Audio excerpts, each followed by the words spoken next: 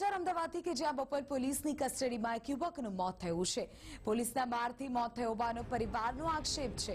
ચોરીના ગુનામાં યુવકને પૂછપરછ માટે પોલીસ સ્ટેશન લવાયો હતો અને સારવાર માટે યુવક હોસ્પિટલ પહોંચે તે પહેલા જ તેમનું મોત નીપજ્યું હોવાની જાણકારી સામે આવી રહી છે। અમદાવાદથી મહત્વપૂર્ણ સમાચાર કે જ્યાં એક યુવકનું પોલીસ કસ્ટડીમાં જ મોત થયું હોવાની વિગતો મળી રહી છે। બોપલ પોલીસની કસ્ટડીમાં યુવક મોતને ભેટ્યો હોવાની જાણકારી મળી રહી છે। પોલીસના મારથી આ વ્યક્તિનું મોત થયું હોવાનો પરિવારજનોનો આક્ષેપ છે। ચોરીના ગુનામાં યુવકને પૂછપરછ માટે પોલીસ સ્ટેશન લવાયો હતો, જોકે ત્યારબાદ સારવાર માટે આ યુવક હોસ્પિટલ પહોંચે તે પહેલા જ આ વ્યક્તિ મોતને ભેટી હોવાની જાણકારી મળી રહી છે। અમદાવાદથી મહત્વપૂર્ણ વિગતો કે જ્યાં પોલીસના મારથી એક યુવકનું મોત થયું હોવાનો પરિવારજનોનો આક્ષેપ છે।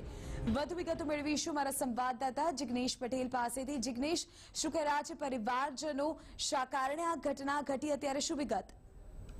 જીવીથી વાત કરવામાં આવે તો ગત મોડી રાત્રે બોપલ પોલીસ દ્વારા ચોરીની શંકામાં એક યુવકને પૂછપરછ માટે પોલીસ સ્ટેશન બોલાવવામાં આવ્યો હતો, પરંતુ અચાનક જ જ્યારે તે પોલીસ કસ્ટડીમાં હતો ત્યારે તેની તબિયત લથડી હતી અને તેને સારવાર માટે હોસ્પિટલ લઈ જવાયો હતો, પરંતુ યુવક હોસ્પિટલ પહોંચે તે પહેલા તેનું મોત થયું હતું અને અત્યારે તેના મૃતદેહને ગુમા ખાતે સરકારી હોસ્પિટલમાં રાખવામાં આવે છે અને અત્યારે બોપલ પોલીસ તપાસ કરી રહી છે કે આખરે મોત તેનું કેવી રીતે થયું। તો બીજી તરફ પરિવારજનોનો આક્ષેપ છે કે જે યુવક પોલીસની કસ્ટડીમાં હતો તેનું પોલીસના મારથી મોત થયું છે।